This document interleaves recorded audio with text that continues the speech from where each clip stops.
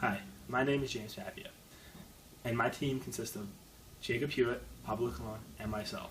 We have been presented with the topic of water remediation, more specifically, arsenic-contaminated drinking water. Earlier this week, I had the honor of consulting an arsenic expert, Clarkson's Department of Sustainable Environment graduate student Kyle Monahan. He will shed some light on the basics of arsenic. The following video clip is an interview I conducted with Kyle. He will answer some basic questions about arsenic and talk about his experiences. So can you give me a background about arsenic? So yeah, arsenic is a contaminant that's found in a lot of different types of water throughout the world. And so I focus on arsenic as a aqueous or water-based contaminant, but arsenic is also found from basically particulate sources, so that's found from coal combustion in the atmosphere, that's around 1 part per billion, up to 16 part per billion. Then you can find it in the soils with particle-associated materials, and then also in minerals, right? So pyrite fool's gold is a common mineral that you can find it in, and other mineral deposits. So you can find it in basically every phase throughout the environment, but the one that I think is the most important for human concern is the aqueous, the water-based phase. And now, where's arsenic prevalent? So in general, in terms of water supply, arsenic is prevalent in groundwater mostly. Groundwater has reducing conditions, and it has normally contact with those source rocks I mentioned before, those minerals that contain arsenic. So it allows for arsenic concentrations to reach higher levels than otherwise available. But also, arsenic can come from mine tailings and industrial processes that generate arsenic. Arsenic was used for a long time as a wood treatment, and then also in some insecticides earlier. In some of the developing countries, they still use arsenic-based insecticides and herbicides. But so yeah, so the main, I guess, two sources of arsenic to the environment would be anthropogenic sources from industry and things like that, along with water-based, groundwater mostly based arsenic from those source minerals that would be natural sources. Okay. And so, what's your experience with arsenic? So I do research in using ceramic filtration and reactive materials in filters to remove arsenic. So I work on kind of the water treatment side of things and the geochemistry side of things. But arsenic in general, there's a lot of different research going on with it, but I kind of focus on the remediation of arsenic contamination. And where's arsenic found in higher concentrations in the U.S.? Mainly arsenic is found in groundwater. That's the main way that it gets into higher concentrations. We find that surface water, though, can be increased as well due to mine tailings and things like that. So waste from mines that contains these metallics or metalloids, that water that runs over that can be higher and enriched with arsenic. And other places where we find them is stuff like in the West, right, where they have these aquifers that are stressed and they have reducing conditions in them that are able to generate these higher concentrations of arsenic. So mostly we find it in the West. I mean, it can range from, over 8,000 parts per billion down to less than 1 part per billion. That's undetectable arsenic level. So there's really a high range. Globally, arsenic actually ranges 4 orders of magnitude, so that's 10 to the 4. And so that's a really wide range in concentration, from parts per billion to parts per million, and hundreds of parts per million. So yeah, it's a wide range, but mostly I would say in the U.S., the West is where the contamination mostly is. Yeah. And is there any risk in the North Country? I would say that it would be hard to assess it without actually sampling different wells in the North Country, but I haven't seen any data that suggests a risk. I would say that if there was any industrial waste that contained arsenic, I might be a little worried about contamination of water supply, but I haven't seen any data suggesting that there is, so I wouldn't suggest there'd be much of a risk. So, yeah. Cool. In the 1970s, 1 out of every 4 children were dying before the age of 5 in Bangladesh. UNICEF and the World Bank recognized that the surface water that was being consumed was infected with harmful bacteria that caused a deadly diarrhea. In order to fix this problem, they funded projects to create tube wells to withdraw what they believed was safe drinking water. Unfortunately, UNICEF neglected to test the mineral properties of this water before opening the wells.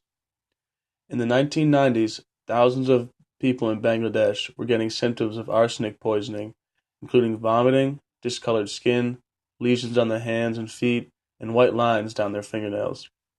The issue had been called the worst mass poisoning in history. Due to the severity of the problem, the World Health Organization declared a major public health emergency for the contaminated water in Bangladesh. After researching the problem, they discovered that the people were being poisoned by the water being drawn out of the shallow wells built in the 1970s.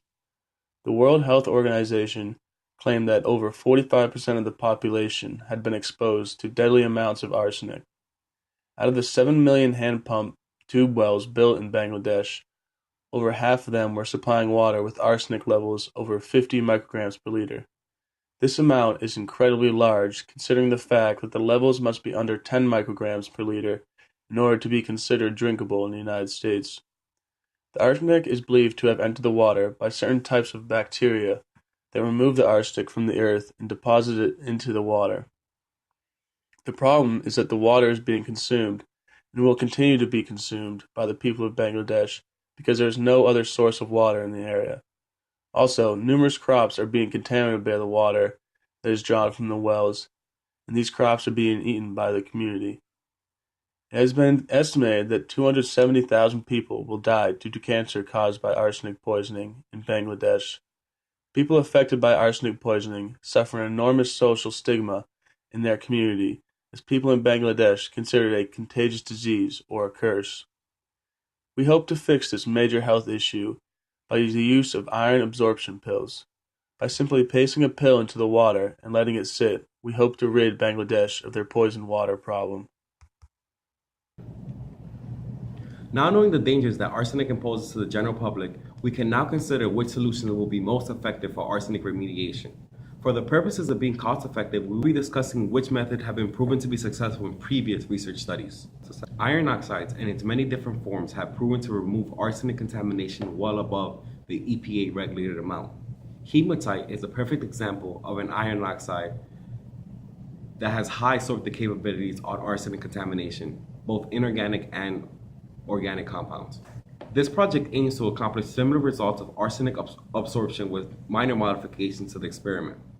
The biggest modification to the experiment would be encapsulating the iron oxide in alginate solution. Before going into the advantages that encapsulating the iron oxide in alginate solution proposes to this experiment and the general public, it is important to consider the procedure that is taken in creating these capsules. So the first step is to weigh out a specific amount of iron oxide, which that specific amount is determined by the iron oxide's sorption capabilities on arsenic. For purposes of being consistent, we will be targeting an amount that has been proven to be effective in previous research studies. So due to intensive research, we found that 50 milligrams of hematite have proved to absorb the 100% of 100 parts per billion of arsenic contamination in solution. We will be targeting the same pH levels, arsenic contamination, and iron concentration in this research project. After you have determined the weighed out amount that you want to absorb or create into capsules, the next step would be to take that desired amount and enter it or pour it into a glass vial. The glass vial is then filled with diluted water and alginate solution.